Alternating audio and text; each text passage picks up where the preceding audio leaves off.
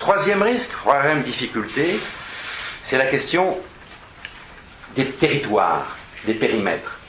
La coopération exige de se déplacer par rapport à sa responsabilité initiale. La coopération exige de se déplacer par rapport à son périmètre de responsabilité.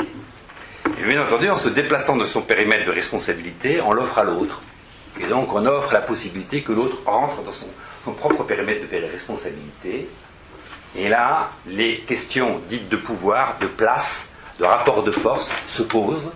Si on n'a pas confiance que l'autre ne va pas prendre sa place, alors on ne va pas souffrir à la coopération. Vous voyez ici, des logiques défensives se mettent en place si la confiance n'est pas construite. Il y a des éléments qui viennent freiner intrinsèquement la question de la coopération, qui sont d'ordre subjectif, mais d'une subjectivité ou d'une intersubjectivité envoyée à la question du travail. Dans le cadre de la coopération transverse, il existe aussi d'autres difficultés. Par exemple, il existe le risque de défaillance. J'avais toujours été absolument étonné et extraordinaire de cette expérience au Japon quand je suis pris pour la première fois un taxi à Tokyo. La porte s'était fermée à clé. Alors, je ne comprenais rien du tout. J'essayais d'ouvrir la porte du taxi pour rentrer dans le taxi. Et non, c'était fermé à clé. Et en fait, on m'a expliqué après, en fait, le taxi ne vous ouvre la porte que s'il est sûr d'être capable de vous accompagner à destination. En d'autres termes, s'il est sûr d'être capable d'assumer la mission qui est la sienne, à savoir vous transporter là où vous souhaitez être transporté. Il n'est pas question de défaillance. La défaillance, c'est la déchéance. Vous voyez bien que ici, dans la relation à l'autre, dans le service apporté à l'autre, il y a ce risque de défaillance qui n'est pas facile à assumer, parce que le service porte sur une promesse. On promet aux étudiants de leur enseigner quelque chose d'à peu près intelligent et intéressant. On promet ici, en venant ici, de vous apporter des choses pas complètement stupides. On vous promet, quand vous allez voir un médecin, qui vous soigne mieux et que vous ne ressortez pas de l'hôpital les pieds en devant. Il y a donc une promesse.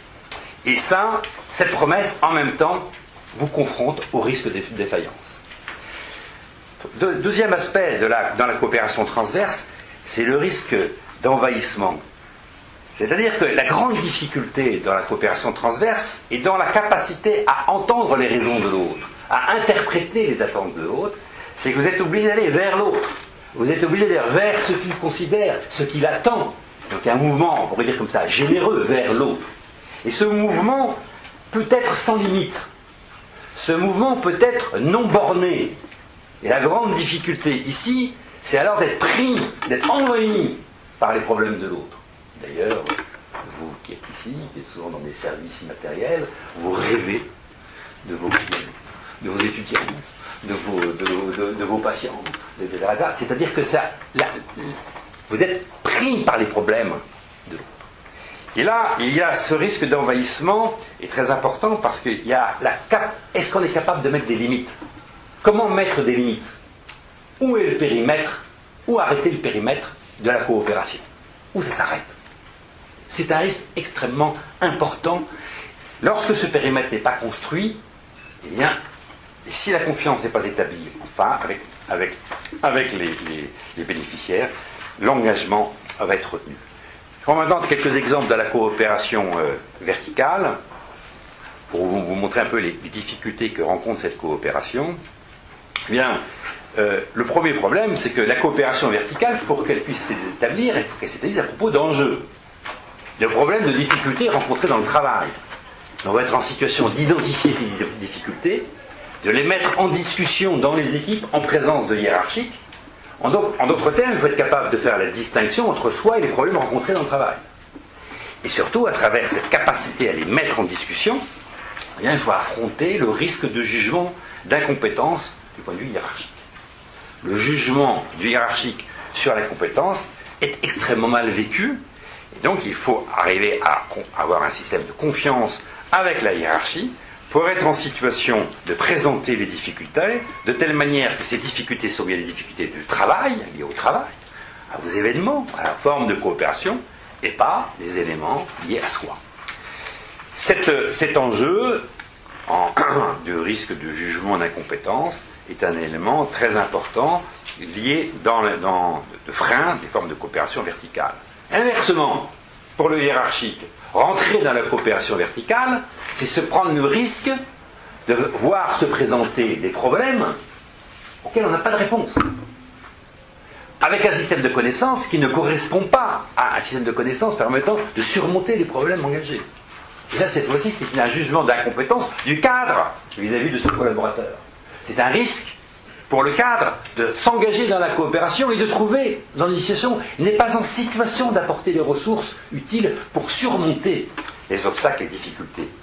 Ici, le cadre est renvoyé lui aussi à un problème de jugement d'incompétence. Lorsqu'on est dans l'ordre, lorsqu'on est dans la consigne, lorsqu'on est dans le contrôle, lorsqu'on est dans la logique du cadre fordien, si on peut, c'est tout ça, le cadre inscrit dans la logique de coordination, le risque n'est pas pris. S'adosser uniquement au prescrit, s'adosser pour le cadre uniquement sur ce qui est prévu, c'est extrêmement confortable. Ça n'engage pas, ça vous protège. En d'autres termes, l'adossement au prescrit dans des situations telles que nous les vivons, c'est une façon de se défendre. C'est une façon de se défendre. Autre risque dans le cadre hiérarchique, c'est que pour les collaborateurs, s'engager dans une coopération verticale, c'est risquer de tomber dans une perte d'autonomie. C'est de risquer de perdre son autonomie de pensée, voire tomber dans un chantage à la loyauté. C'est-à-dire que le cadre est en situation, à un moment donné, de faire une pression sur les collaborateurs au regard de la loyauté. Mais pas la loyauté vis-à-vis du sens de l'action, pas la loyauté vis-à-vis du sens du projet, pas la loyauté vis-à-vis de la stratégie de l'organisation, mais la loyauté vis-à-vis de la personne. Et là, tout d'un coup, les gens qui s'engagent dans ce type de coopération sont confrontés à un risque où la loyauté est un élément essentiel de leur engagement dans le travail, mais vis-à-vis de l'activité, vis-à-vis du sens du travail, risque de glisser vers une loyauté à la personne et tomber dans une situation d'être un vassal, donc une perte d'autonomie et de liberté. Troisième, dernière dimension, après je vais arrêter, c'est la question de risque de transformation des désaccords professionnels en lutte de pouvoir. Ça c'est archi connu, c'est-à-dire c'est le fait que des désaccords professionnels sont mis sur la table pour des raisons qui sont liées à des réflexes liés à l'absence de confiance, ils se transforment alors dans des conflits de place, de pouvoir, de périmètre. C'est particulièrement vrai dans les équipes de cadre, dans les équipes lorsqu'on monte dans le niveau hiérarchie, mais c'est vrai dans toute situation. Voilà pour la troisième partie, c'est-à-dire en quoi la coopération engage, fait prendre à la personne des risques, et si la confiance n'est pas là, si la confiance n'est pas été établie, si la confiance n'est pas un actif moteur de l'activité, alors les logiques défensives se mettent en place, la coopération ne se produit pas, un processus de rétraction vers la coordination s'impose. Alors la quatrième partie, c'est, si on me suit ici, alors on est dans une situation un peu difficile, parce que un certain nombre de situations que vous devez vivre, que nous avons vécues, qui correspondent à l'expérience de chacun, ces situations sont tellement détériorées que la confiance n'existe plus. La confiance n'existe plus. Or, je le disais tout à l'heure, la confiance est un prérequis de la coopération. Alors comment faire pour développer la coopération alors que la confiance n'est plus là, ou si affaiblie qu'elle n'est pas un actif immatériel suffisamment construit pour engager cette forme de coopération? Voilà un des premiers problèmes. Le deuxième problème que l'on peut se poser, c'est, alors lorsque la coopération est rétablie ou présente, dans quelle logique dynamique, comment développer cet actif immatériel, comment renforcer cette confiance, puisqu'elle va être l'une des sources essentielles de la coopération. De ce point de vue, la confiance est à la fois un prérequis et un résultat. La confiance est donc prise dans une logique récursive. Ça doit être là pour que la coopération s'engage, et en même temps, la coopération vient renforcer la confiance, ou, si cette coopération n'arrive pas à se développer, à